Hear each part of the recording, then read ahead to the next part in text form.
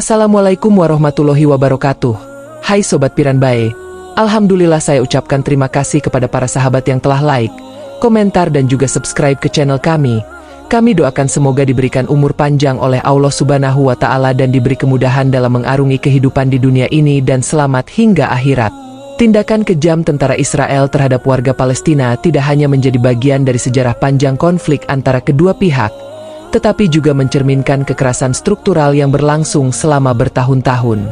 Berbagai laporan dari lembaga-lembaga internasional dan organisasi hak asasi manusia memberikan gambaran lebih rinci tentang situasi di lapangan, di mana warga Palestina sering menjadi korban dalam eskalasi militer, kebijakan diskriminatif, serta tindakan represif yang berlangsung di wilayah pendudukan. 1. Pengusiran paksa dan perampasan tanah. Salah satu bentuk kekerasan paling menyakitkan adalah pengusiran paksa warga Palestina dari rumah-rumah mereka, terutama di tepi barat dan Yerusalem Timur.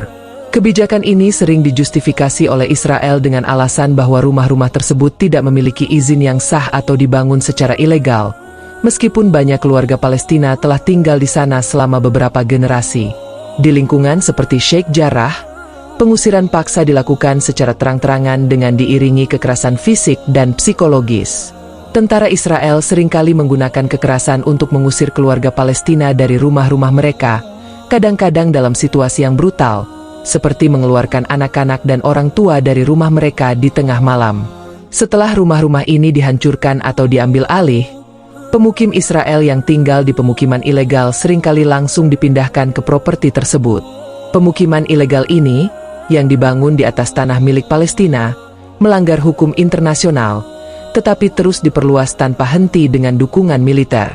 Proses pengambil alihan tanah ini menciptakan ketidakstabilan bagi warga Palestina, di mana tanah mereka yang seharusnya menjadi tempat tinggal atau lahan pertanian dirampas begitu saja. 2. Pembunuhan warga sipil dalam operasi militer. Operasi militer Israel di wilayah Palestina, khususnya jalur Gaza, seringkali menjadi sorotan karena tingginya angka korban jiwa dari kalangan warga sipil. Selama konflik di Gaza, serangan udara dan darat oleh tentara Israel tidak jarang menargetkan lingkungan pemukiman padat penduduk, sekolah, rumah sakit, dan bahkan tempat ibadah. Serangan ini sering mengakibatkan kematian massal, termasuk wanita dan anak-anak yang tidak bersalah. Dalam operasi militer seperti Operation Protective Edge pada tahun 2014, ribuan warga Palestina tewas, banyak di antaranya adalah anak-anak. Serangan ini menciptakan trauma mendalam bagi masyarakat Palestina. Di bawah blokade yang sudah berlangsung lama, penduduk Gaza juga mengalami kesulitan mendapatkan perawatan medis bagi yang terluka, karena rumah sakit tidak memiliki peralatan medis yang cukup atau telah dihancurkan selama serangan. Menurut laporan dari PBB dan berbagai organisasi hak asasi manusia, serangan terhadap warga sipil ini merupakan pelanggaran serius terhadap hukum humaniter internasional. 3. Penahanan tanpa proses hukum. Penahanan administratif. Sistem penahanan administratif yang diterapkan oleh Israel memberikan kekuasaan penuh kepada militer untuk menangkap dan menahan warga Palestina tanpa tuduhan yang jelas atau pengadilan yang layak. Penahanan ini seringkali diperpanjang berkali-kali tanpa batas waktu yang pasti, dan para tahanan jarang sekali tahu mengapa mereka ditangkap atau kapan mereka akan dibebaskan. Banyak di antara mereka yang ditahan selama berbulan-bulan atau bahkan bertahun-tahun, tanpa pernah menghadapi proses hukum yang adil. Para tahanan ini tidak terbatas pada laki-laki dewasa, tetapi juga anak-anak Palestina. Setiap tahun, ratusan anak Palestina ditangkap oleh tentara Israel, banyak di antaranya diinterogasi tanpa kehadiran pengacara atau keluarga. Penahanan anak-anak ini sering diiringi dengan tindakan intimidasi, kekerasan fisik, dan psikologis, di mana mereka dipaksa untuk menandatangani pengakuan dalam bahasa Ibrani yang tidak mereka pahami. 4. Blokade jalur Gaza. Kehidupan dalam penjara terbuka. Blokade yang diberlakukan terhadap jalur Gaza sejak tahun 2007 telah mengakibatkan krisis kemanusiaan yang sangat parah. Gaza, yang memiliki populasi lebih dari 2 juta orang, dianggap sebagai penjara terbuka oleh banyak pengamat internasional, di mana pergerakan penduduk dibatasi dan akses ke barang-barang kebutuhan dasar seperti makanan, obat-obatan, air bersih, dan bahan bakar sangat terbatas. Blokade ini memaksa warga Gaza hidup dalam kondisi yang sangat menyedihkan. Listrik sering padam selama berjam-jam setiap hari, air bersih sulit didapatkan, dan perekonomian terpuruk karena terbatasnya akses ke pasar luar.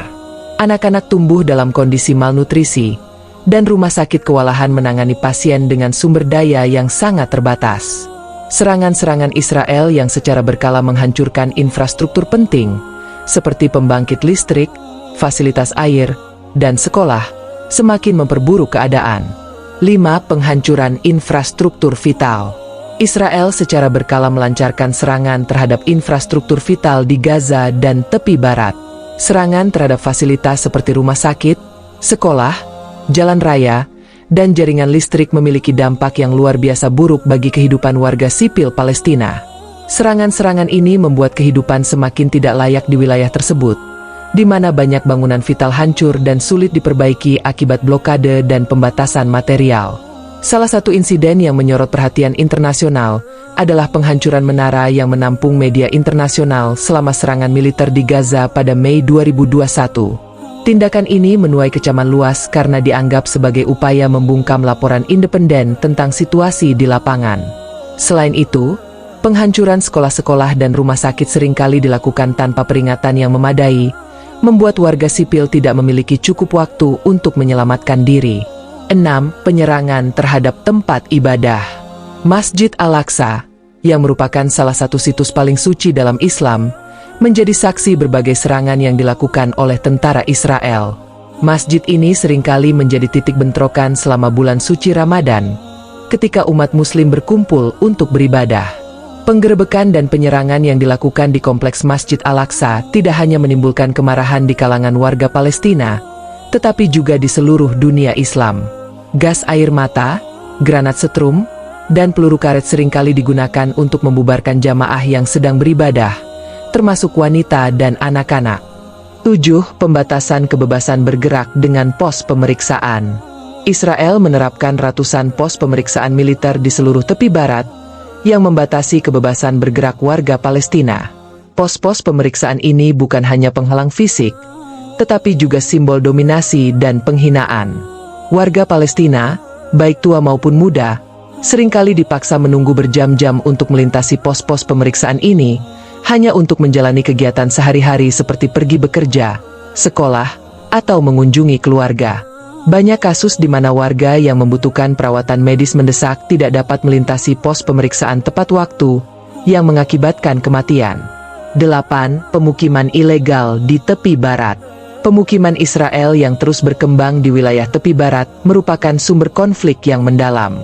Meskipun dianggap ilegal oleh hukum internasional, Israel terus membangun pemukiman di atas tanah Palestina yang dirampas.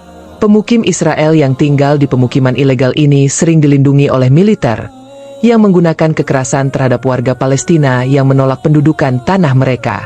Pemukiman ini juga menciptakan perpecahan fisik antara komunitas-komunitas Palestina, mempersulit akses warga ke lahan pertanian, sumber air, dan jalur perdagangan.